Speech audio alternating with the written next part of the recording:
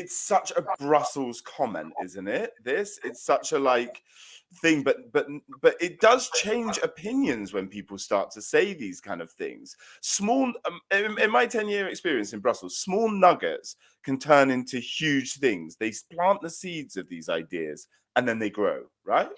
Well, it's a Brussels and a Paris comment.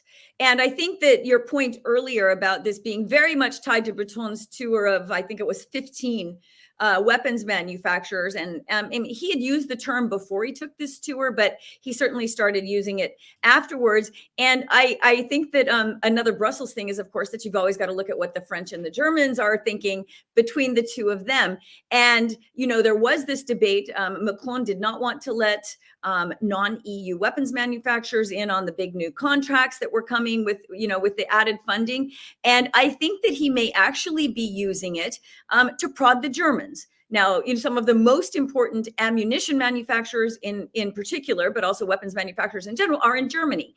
And, you know, when I'm doing my NATO reporting, we're still hearing from weapons manufacturers that they're not getting these contracts for all this talk. They are not getting signed contracts to ramp up their production, which is just incredible if you listen to the politicians.